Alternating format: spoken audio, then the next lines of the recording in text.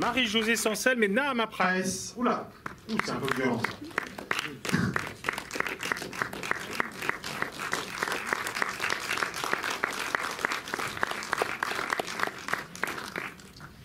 Bon, j'ai une question interdite pour commencer ce débat. Du coup, je vais partir du générique de fin. Non, il n'est déjà plus à l'écran.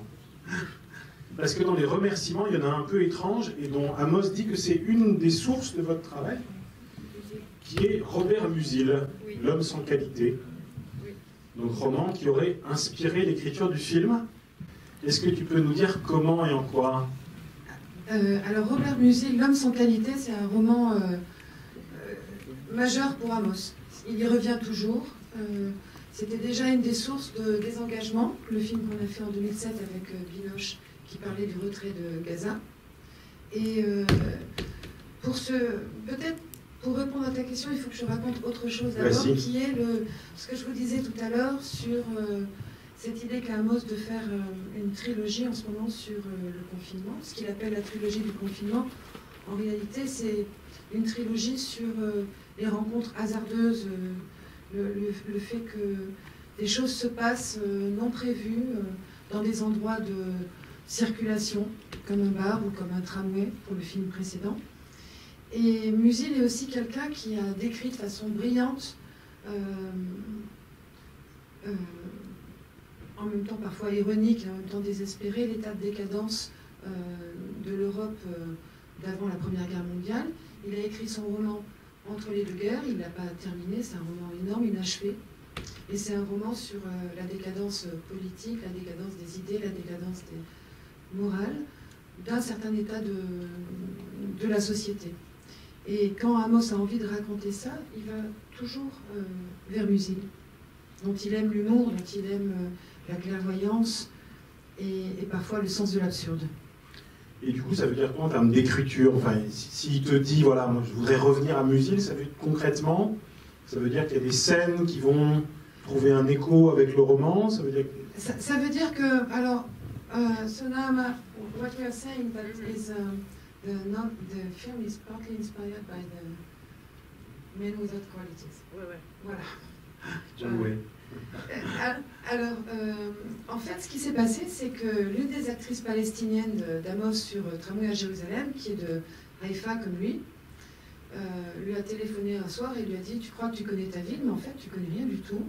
Viens, je vais t'emmener, on va faire le tour des bars et de la vraie vie nocturne à Haïfa. » Et elle l'a emmené dans une série de bars, dont celui que vous voyez dans le film, Fatouche, qui est un vrai lieu, qui a été construit, qui a été créé par un Palestinien de Haïfa qui, après le précédent gouvernement, le gouvernement Netanyahou avait une ministre de la Culture très dure, de droite extrême, qui s'appelait Miri Regev, et qui avait décidé de fermer le seul théâtre arabe de Haïfa. Et en réaction à ça, cet homme a décidé de créer un endroit qui serait un endroit vraiment où peuvent venir se retrouver tous les jeunes Palestiniens de Haïfa qui sont désireux de faire la fête, d'avoir une conscience politique, de se retrouver en dehors de tout sentiment de frontières. Et quand Amos a vu ce bar, il a trouvé le lieu absolument fascinant, il a eu envie tout de suite d'y tourner. Et très souvent, chez Amos, les désirs de film viennent d'un lieu. Et donc, la galerie, la fête, toute la série de caractères, de personnages que vous voyez là dans le film et qu'on peut trouver dans ce bar, Amos a eu envie de s'en inspirer pour raconter une histoire de rencontres, de passage pas de passage de frontières, mais de traverser les frontières entre les identités, entre les assignations. Voilà, qui est son sujet en ce moment. Et du coup, à l'écriture, comment ça fonctionne entre vous? C'est-à-dire, vous définissez des types de personnages qui puissent se répondre. Enfin, on voit bien qu'il y a des séquences de rencontres, par exemple, une vraie rencontre amoureuse ou sexuelle, mais aussi une sorte de rencontre un peu biaisée, faussée à la fin du film. Donc il y a des jeux d'écho dans la structure même du film. Comment ça s'écrit, comment ça se pose, et j'allais presque dire vraiment concrètement, physiquement, Est-ce qu'il y a une architecture générale du film avec des post-it, enfin, des choses aussi concrètes que ça? Pas du tout. Il y a beaucoup d'intuition dans la façon dont on travaille ensemble. Ouais. Ça part beaucoup d'une observation ensemble des lieux et des ambiances qui me permet de comprendre ou de deviner ce qu'il a envie de faire et pourquoi il a envie de le faire. Donc, en général, quand je l'accompagne dans les repérages, je me transforme un peu en éponge entre ce que j'imagine qu'il voit et ce que je ressens moi aussi. Et à partir de là, on en parle un peu, mais pas beaucoup. Ça passe pas beaucoup par de la communication verbale détaillée entre nous. Ensuite, on y va, on se lance. Et puis, il me dit, il faut du musil. Donc, ok, je relis le scénario que j'avais déjà fait il y a 15 ans. Et puis, je relis musil. Et puis après, je pense à d'autres choses. Et lui m'en parle aussi. Et beaucoup de choses arrivent aussi au moment où Amos, et ça, Nahama en parlera certainement, au moment où Amos choisit ses acteurs. Parce qu'à ce moment-là, le scénario se retransforme et on commence à travailler à partir des biographies aussi des acteurs. Par exemple, là, dans le film, les 3 actrices palestiniennes que vous voyez, celle qui joue Raoula est une Druze du Golan. Ça veut dire que c'est une Palestinienne qui n'a même pas de carte d'identité, puisque les Druzes du Golan, c'est vraiment un territoire occupé. Il y a Maria, qui est de Haïfa, qui est chrétienne. Et il se trouve qu'en fait, par exemple, sa grand-mère est une juive polonaise, mais elle est arabe chrétienne. Donc là aussi, dans sa propre biographie, il y a des circulations. Et puis la jeune tigresse, là, Behira, en fait, c'est pas du tout une actrice, c'est une assistante maternelle de jardin d'enfants, et qui est de Jaffa. Et qui, elle, tient... Par contre, Amos, quand il travaille avec ses comédiennes, et sans doute Nahama va le raconter aussi, il a envie de leur demander ce qu'elles pensent de la situation. Pas des scènes, mais elles-mêmes en tant que personnes, comment elles vivent. Et tout ça va nourrir le film d'une façon beaucoup plus impliquante pour les comédiennes.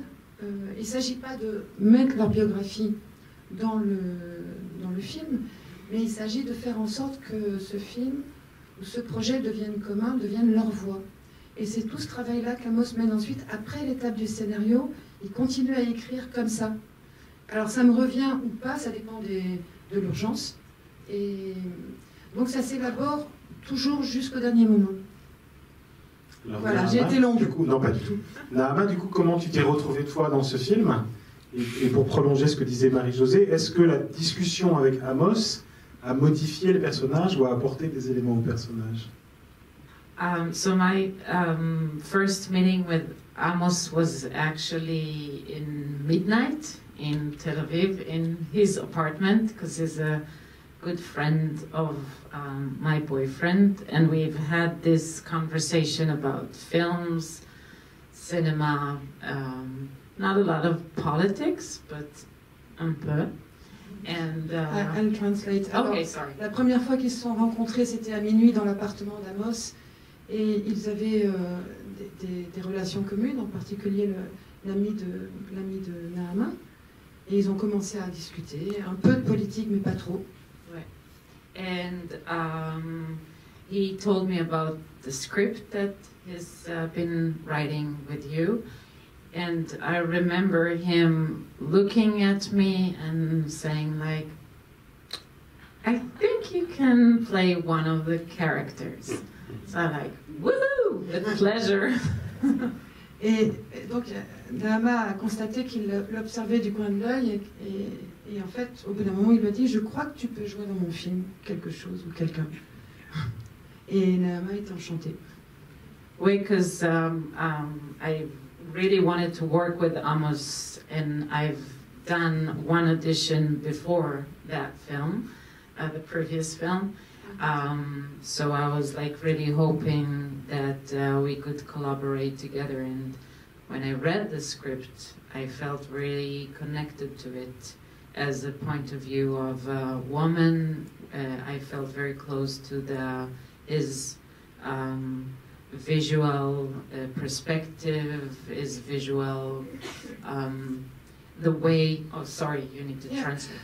Naama avait apprécié le scénario et elle avait envie de travailler avec Amos parce qu'elle aime son approche visuelle et que ça l'intéressait sur ce plan-là aussi. And I guess for me it was the first time working with a director that you can feel that he was an architect, because I used to dance for many years and I felt it was kind of a work of framing us, the actors. Naama a commencé sa carrière comme danseuse et elle a beaucoup apprécié aussi le rapport d'Amos au cadre et la façon qu'il avait de proposer un cadre à ses acteurs. And I felt that in this process there's a lot of freedom to act. If you have just a frame and then you can act inside of this frame of architecture. Il est architecte et il le reste même comme cinéaste. Et en tant qu'actrice, Naama sent qu'elle avait de la liberté d'évoluer, de faire des propositions au sein du cadre qu'Amos avait conçu. Je voudrais juste rajouter quelque chose parce que ça me revient en écoutant Naama. Au départ, le personnage de Naama était quelqu'un que j'avais imaginé comme une jeune femme ultra-orthodoxe, débarquant en rupture avec son mari et débarquant dans ce bar à la recherche de son frère, mais complètement à l'ouest, dans ce milieu très très différent de sa vie. Et et c'était pas du tout ce que Naama a fait, et c'est très bien comme ça. Donc voilà une des réponses en rencontrant Naama et en voyant son rapport à son corps, à sa façon d'évoluer, gestuelle, les choses se transforment aussi. J'en pose une petite dernière qui après on passera la parole à la salle. Puisqu'on parle du cadre, là, comment vous avez pensé les différents espaces à l'intérieur de ce lieu unique? Parce qu'on voit bien qu'on les explore petit à petit et qu'ils sont traités de façon très différente d'ailleurs. Qu'est-ce qui faisait le lien? Toi, tu connaissais le lieu réel, oui. Mais après, scénaristiquement, comment on fait exister des personnages différents et des interactions dans les différents espaces de cet espace? Alors, c'est vrai que j'ai été très aidée par le fait que je connais bien le cinéma d'Amos et que j'ai tout de suite pensé qu'il allait vouloir faire des plans séquences et des circulations. Et donc, dans mon travail d'écriture, j'imaginais des parcours possibles qui feraient qu'on passerait d'un personnage à l'autre de façon fluide. Donc j'imaginais une situation de bar en fait. Et donc j'ai pensé l'écriture par rapport à la mise en scène que j'imaginais qu'Amos ferait. Ce qui ne veut pas dire qu'il la respecte toujours. Par exemple, si j'ai placé une scène dans la galerie et qu'en fait elle se passe en haut sur la mezzanine, mais parce qu'il a envie de travailler à ça avec Éric Gauthier. Mais moi, j'ai pensé le scénario en écriture de fluidité. Et un de mes problèmes, d'ailleurs, c'était d'indiquer les repères temporels. Parce qu'on est une nuit, donc extérieur nuit, extérieur nuit, extérieur nuit, extérieur nuit, un peu après. C'était pas évident. Mais finalement, en jouant sur toute cette série de c'est comme comment dire, quel jeu pourrait faire penser à ça? C'est comme un damier, on compose une mosaïque, et donc on place ici, là, et puis on sait qu'on veut aboutir à une image de... Moi, je sais que je voulais aboutir à une image de... Comment dire? Une sorte de mélancolie, une sorte de tristesse dans la joie. Et donc, j'essayais de construire les ambiances des scènes les unes par rapport aux autres comme ça. Ensuite, ça évolue au moment du tournage et au moment du montage. Alors, les sentiments mêlés, c'est un parti pris affiché d'emblée dès la première séquence, parce qu'on commence quand même par une scène d'agression et de violence très forte, ce qui va aboutir à une scène sexuelle, dans le même geste, j'allais dire. Ce que reproduisent plusieurs scènes du film, d'ailleurs, où il va y avoir cette même tension entre le rapport de défiance ou de violence, et puis ensuite un rapport de séduction, y compris, j'allais dire, ta propre scène dans la voiture. Donc il y a des jeux d'écho comme ça, avec la sexualisation possible des personnages qui les emmènent plutôt du côté du désir et de l'amour, alors qu'il y avait avant des conditions possibles d'affrontement. Enfin, ce qui est une façon aussi de concevoir effectivement ce lieu-là comme un refuge, puisque Amos utilise parfois ce mot. Comment vous avez travaillé ça, ce rapport à la fois extérieur-intérieur, ce que représente l'intérieur du lieu par rapport à l'extérieur de la ville, et puis ce rapport de tension entre des forces contraires? Dès le départ, c'était clair que ce lieu, le Fatouche, le club Fatouche, qui existe vraiment, est réellement un refuge où on peut se sentir libre d'être ce qu'on est. Donc, pour nous, il était évident que ça allait se passer uniquement là, et qu'il était très intéressant aussi à cause de ce passage du train qui rythme le film, qui raconte que d'autres vies sont possibles, coexistent en même temps. Et donc ça, cette situation, cet emplacement du club dans une zone industrielle, dans le port de Haïfa, c'était tout de suite certain. Ensuite, c'est aussi cette scène du tabassage de Gil, c'est aussi un souvenir de Musil. Parce qu'il y a une scène très amusante dans L'homme sans qualité, où Ulrich, le personnage principal, se fait casser la gueule par 3 types qui veulent sans doute lui voler son porte-monnaie, mais on ne sait pas très bien. Et donc il est battu, et puis quand il se relève, finalement ça ne va pas si mal que ça, et il va chez sa maîtresse. Ça nous a toujours beaucoup fait rire en fait, cette scène chez Musil. Et on avait voulu la tourner dans des engagements, on n'avait pas pu. Et donc là, elle ouvre le film. C'est une des raisons possibles, c'est pas la seule bien sûr. Qui pose la première question ou fait la première remarque? Oui, bonsoir. Il y a souvent dans le cinéma d'Amos, il a fait des films quasi uniquement en plan séquence. Le film souffre par un long plan séquence. Pourquoi il n'utilise pas plus? Parce qu'il y en a quelques-uns dans le film, mais moins systématiques que dans... Enfin, je crois qu'il a fait un film unique, qui était un seul plan séquence. Là, il y en a un très long, et puis après, c'est plus... le montage est plus classique, je dirais. Oui, c'est vrai. C'est une volonté. Je pense que c'était une volonté, d'abord parce qu'on a je crois, 18 personnages. Et donc, à un moment donné, c'est la situation d'un bar. Après, je sais qu'il n'avait pas envie, il me semble, que ça ressemble à... C'est-à-dire, pour revenir à Anna Arabia, qui est ce film de 81 minutes, qui est un plan de séquence, cette forme-là, elle est profondément significative. C'est-à-dire que dans un seul plan, on relie ensemble ces marginaux juifs et arabes qui vivent ensemble, et le montage ne les sépare pas. Donc il y a une volonté que la forme dise le sens du film. Là, c'est pas tout à fait le même sujet. Là, on a une collection d'individus, différents les uns des autres, qui sont, à un moment donné, qui trouvent refuge dans cet endroit, et qui s'interrogent tous sur ce qu'on attend d'eux, et ce qu'ils sont réellement. Donc, d'une certaine façon, le plan séquence tout le temps ne s'imposait pas. On pouvait passer de l'un à l'autre. Et je pense qu'Amos n'a pas eu envie que la forme soit une espèce de geste comme ça, qui serait juste un geste. Je ne sais pas comment il répondrait, mais moi je crois ça. Bonsoir. Il m'a semblé reconnaître un certain nombre d'acteurs dans le film que l'on voit dans les séries, notamment Stiss ou Fauda. Et la question que je vais vous poser, comment se passe la circulation des acteurs entre tous ces mondes, enfin les séries, les films et les films d'auteurs dans le cinéma israélien? Alors, je vais répondre pour plusieurs choses. D'abord, c'était très important dans ce film, les acteurs et les actrices palestiniens qui sont présents, certains ont déjà travaillé avec Amos, comme Makram Khoury, qui est un très grand comédien, celui qui joue le mari de Laïla, qui a joué déjà souvent avec Amos.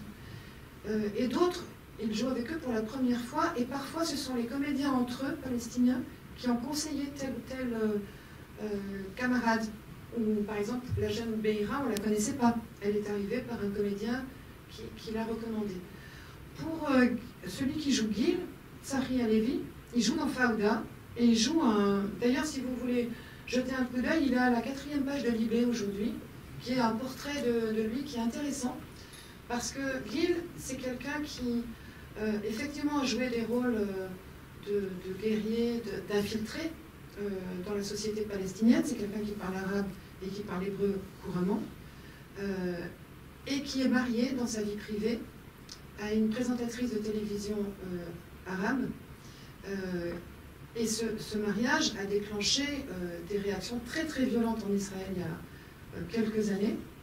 Et à contrario de ce qu'il incarne dans Fauda, dans sa vie privée, Gil, qui est aussi un musicien, un compositeur,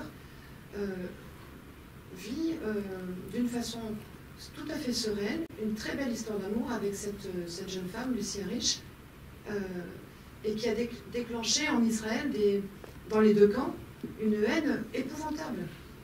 Et donc c'est aussi ça que Amos avait envie de montrer avec Gil, avec ce personnage qui est introverti, fragile, cette autre possibilité d'être israélien aussi.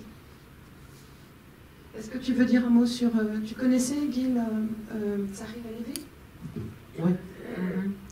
I mean, I know him a little bit, and I know the story of his marriage with Lucy Harish. But yes, like many other reactions towards the relations between Israelis and Arabs are not very welcome in Israel, unfortunately. Alors c'est pour ça que le personnage de Gil, puis en plus Amos aime bien que ces personnages masculins, je ne sais pas si vous l'avez remarqué, mais souvent ces personnages masculins sont en retrait, introvertis, peu causants, et sont aussi d'une certaine façon, parfois je me dis, ils le représentent, et on circule avec eux comme s'ils étaient une sorte de, pas de représentation d'Amos, mais de vecteur de ce qu'Amos a envie de raconter, parce que ce qu'Amos a envie de raconter, la plupart du temps, c'est des personnages féminins quand même. Et donc là, on a une très très belle galerie de figures féminines, je trouve, avec ce qu'ont fait les comédiennes. Bonsoir. Il y a une très belle phrase qu'on peut lire en se promenant dans Montreuil, pas très loin d'ici d'ailleurs, de la fréquentation assidue des lisières dépend l'entrée dans les métamorphoses. C'est une phrase d'Armand Gatti. Ce film m'a fait penser à cette phrase.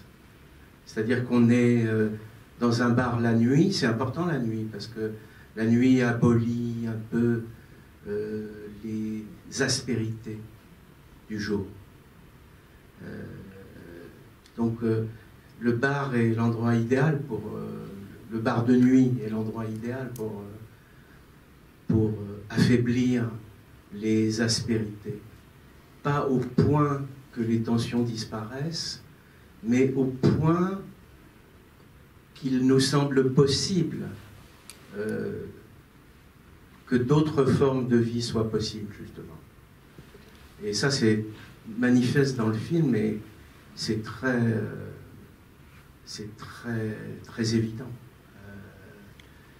Le premier plan, finalement, le premier plan prend la situation là où on imagine qu'elle est.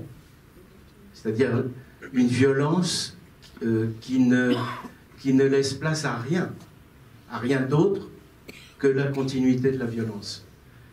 Et le bar permet de déjouer ce cliché et nous montre finalement, comme le personnage de Musil, Gil faisant l'amour, ce qui est très étonnant, hein, parce qu'on reste pris dans l'impression d'un acte violent et gratuit. On imagine que c'est pas tout à fait gratuit, mais on n'en comprend pas les raisons. Et le même Gil qui est massacré en quelque sorte trouve l'énergie de désirer, d'aimer. Et je trouve que c'est un magnifique enchaînement. Voilà, j'ai pas de questions techniques à poser. Je voulais juste témoigner un peu de mon émerveillement de spectateur. Merci beaucoup. Je trouve que cette citation cette phrase d'Armand Gatti que vous avez citée est vraiment très très très belle. Et je vais la répéter à Amos. Il sera très heureux d'entendre ça, j'en suis sûre. Can you translate the phrase? the translation will not be so easy. No, just there was one sentence, right? Yes, it's a theater director and very important theater figure in France, Armand Gatti. Okay. And he wrote, it's written in the walls, on the walls somewhere in Montreuil, in this city, that he says that. Vous pouvez répéter s'il vous plaît, il y a les lisières et les métamorphoses, mais il me manque des mots. Ah. Alors, défi. Now. La fréquentation. Est-ce que quelqu'un peut m'aider? Y a-t-il un traducteur dans la salle? To go on the margins and to be desirous to be on the margins is a condition for opening metamorphosis, a new world or metamorphosis. Est-ce que je m'en suis à peu près sortie? Bonsoir. Bonsoir. Je suis là. sais pas vous. Non, j'aurais bien voulu vous entendre rapidement sur le motif du train qui revient régulièrement. Est-ce que justement c'est juste pour apporter un peu d'ailleurs dans ce huis clos, enfin pas dans le, bref, dans cet espace qui est quand même assez restreint. Voilà, je me questionnais juste là-dessus. C'est la vie, c'est les autres, et c'est un rythme. Parce que ce train, il fonctionne comme un métronome. C'est vraiment... il est aussi une rythmique qui est celle du film, d'une nuit, avec d'autres vies qui passent. Je crois que c'est ça. Je ne sais pas si vous avez... Oui, bien sûr. I feel the element of the train, if I understood correct the question, is also some of like the cuts, the violence of the place, the way that sometimes the sound of the train cuts the dialogue. Oui. That's how I felt in a way. C'est-à-dire que pour Nahama rappelle que aussi ce son assourdissant du train qui passe, qui coupe les conversations, est aussi une façon devient un élément de la narration en fait. Ces narrations, elles sont morcelées. Ces histoires, ces dialogues, ces rencontres sont cassées aussi par ce bruit du train. Et je voulais aussi attirer votre attention sur les langues du film, sur le fait que certains personnages parlent parfois même dans la même phrase arabe et hébreu, et que Amos a choisi de ne pas le faire apparaître au sous-titrage, par exemple. Ça reste à nous de deviner, d'imaginer, d'essayer de repérer, d'y arriver ou pas. Mais en tout cas, entre les personnages, ça circule. Et d'ailleurs, par exemple, Beira, à un moment donné, dit « Je ne veux pas parler hébreu », puis 2 minutes après, elle parle hébreu. Donc, tout ça, c'est dans la scène avec... The first time I've met her was on set. La première fois was on the set, dans le bar.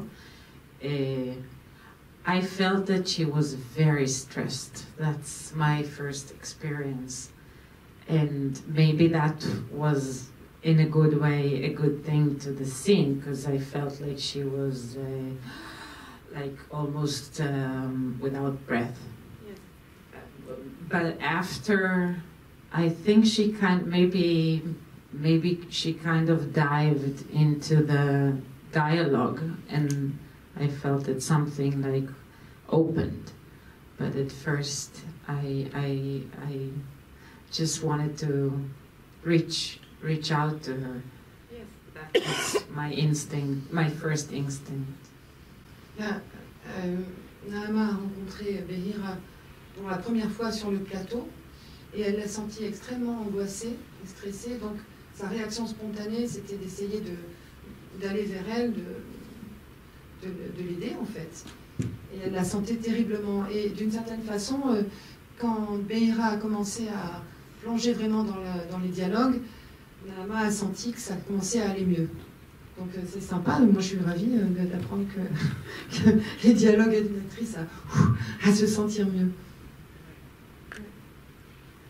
Moi, je voulais poser une question sur la musique, et notamment sur les violons, enfin, question générale.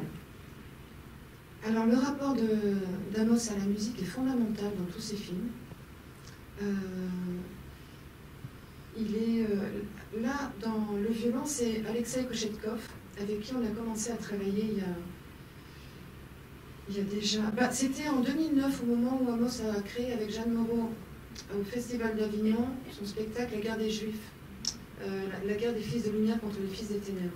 Alexei était là et depuis, Amos demande à Alexei de travailler sur la musique de beaucoup de ses créations, théâtre et cinéma. Pas seulement, hein, parce que là il y a un mélange de musique de boîte, il y a ce violon. Pourquoi il fait venir à chaque fois Alexei, je ne sais pas, mais en tout cas la musique pour Amos est un élément de narration. Elle dit toujours autre chose que l'image. Elle raconte autre chose, elle n'est pas là pour illustrer. Et cette présence d'Alexei, elle est aussi là pour établir une sorte d'ambiance qui n'est pas naturaliste. Ce film, il n'est pas complètement naturaliste.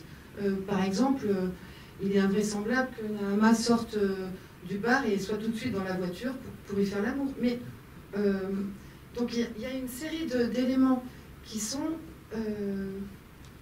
un espace refuge créé par le film, par le bar, et la musique qui participe.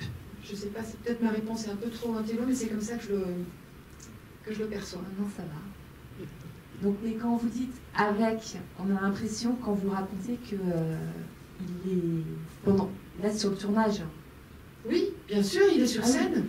Parce qu'à un moment donné, c'est pas dans l'image, parce que au montage, c'est pas resté, mais Alexei a joué sur la scène après Joséphine ou avant Joséphine, qui est ce personnage de queer. Mais Alexei était là, bien sûr. Amos l'a fait venir, Alexei vit à Berlin, il est venu pour le tournage. Je glisse un petit commentaire sur l'histoire de séduction et de désir de Naama dans le film. Évidemment, ce qui est très beau dans l'improbabilité de cette sexualisation immédiate, c'est que c'est évidemment la représentation du temps qui se joue là aussi. C'est-à-dire que tout à coup, l'histoire qui paraissait potentiellement s'étirer, être dans une espèce de respect du rythme juste d'une première séduction, connaît une espèce d'accélération subite et il y a quelque chose de très beau dans le fait d'être à la fois dans un espace continu qu'offre le huis clos et en même temps de tricher avec cette représentation du temps pour faire en sorte que l'espace soit excessivement condensé par la présence immédiate de la voiture et que le temps soit à ce point contracté.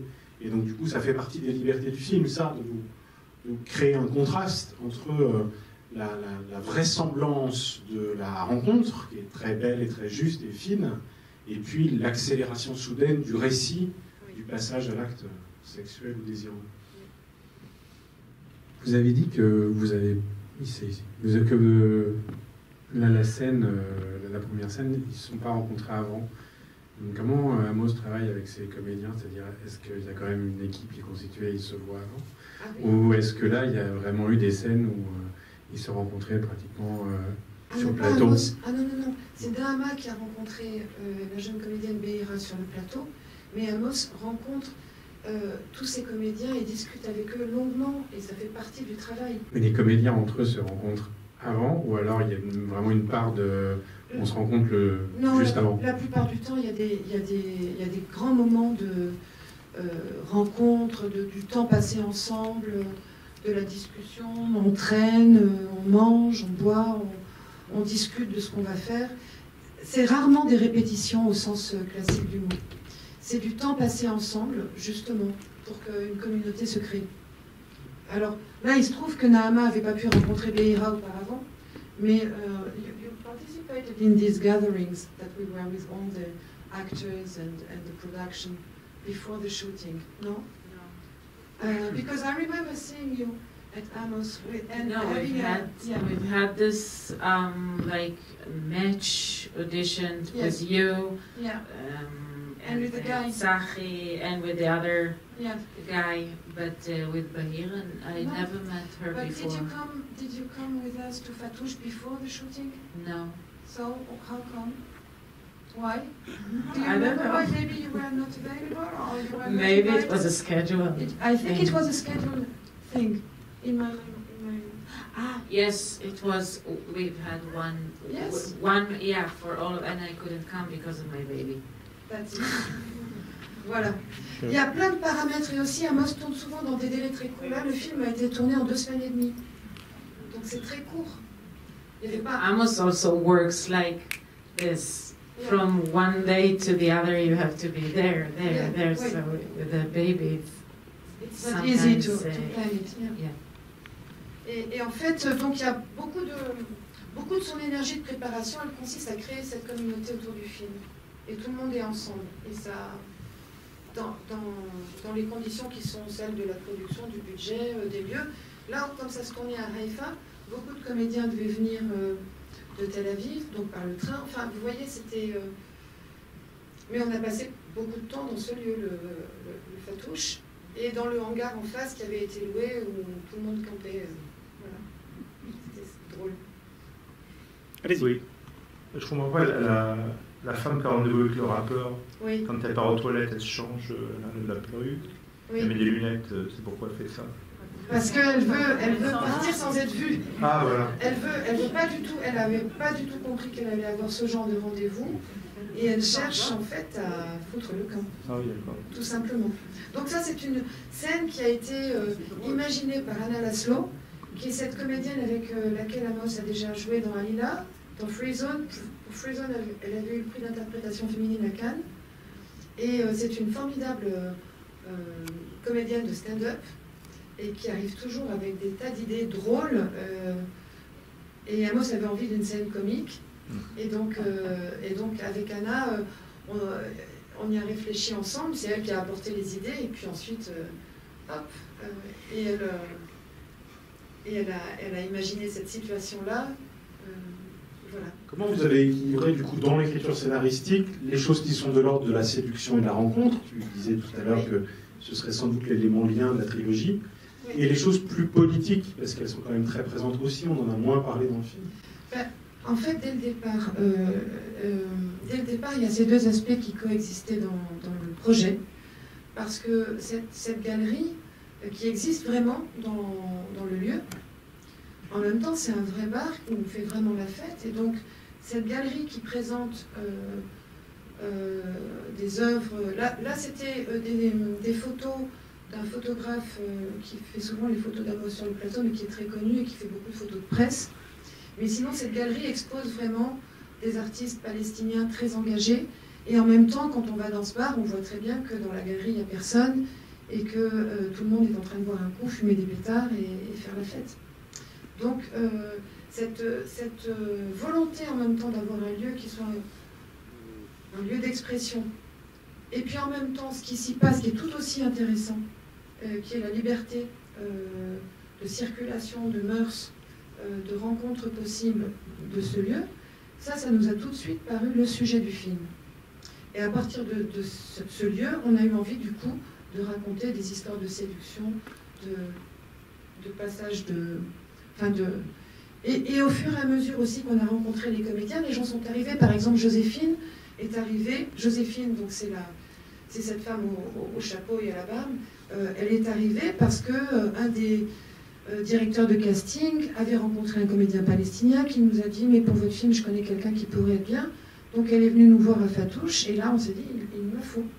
Et donc on a... Vous voyez, il y a le scénario écrit, et puis ensuite il y a toutes les mutations qu'il connaît pendant la préparation. Merci beaucoup. Avec ce qui vient d'être dit, là, je trouve très bien ce débat. Merci vraiment beaucoup. Les interventions des uns des autres, c'est pas mal. Hein. Moi, je suis contente parce que c'est un lieu où tout s'entremêle, c'est intergénérationnel, puisqu'il y a cette dame qui rencontre le rappeur, inter-ethnique, si ce mot n'est pas trop fort, inter-tout, quoi. Et je vois ce film, en fait, comme un tableau. C'est peut-être parce que je suis un petit peu plasticienne, mais je le vois comme un tableau avec des touches, et puis des entrelacs, et puis des liens, et puis une tapisserie, et puis... en fait, c'est un lieu comme ça... dans ce film, je le vois en fait comme un bloc, quelque chose comme ça. Là. Et puis il y a aussi l'urgence de la vie. Et puis quand on trinque, on dit Chaim, ça veut dire à la vie. Et en arabe, je suppose que ça veut dire à la vie aussi, je sais pas, je ne sais pas. Mais moi qui suis allée plusieurs fois là-bas, depuis les années 74-78, j'ai toujours ressenti ce qu'il y a dans ce film-là, cette urgence de la vie. Il n'y a pas le temps, il faut faire. Voilà. C'est pour ça qu'il y a ces tensions-là, je trouve. Et voilà. Et puis pour avoir eu l'occasion d'avoir vu les films sur l'architecture, à la Cité de l'architecture de la Mosquita il y a un paquet de temps, toute cette volonté de créer du lien, d'expliquer, etc. Bon, je trouve ça vraiment intéressant. Et... Par contre, la trilogie, est-ce que vous pouvez nous en dire plus? Parce que je ne suis pas très au courant. Alors, je vous remercie en tout cas.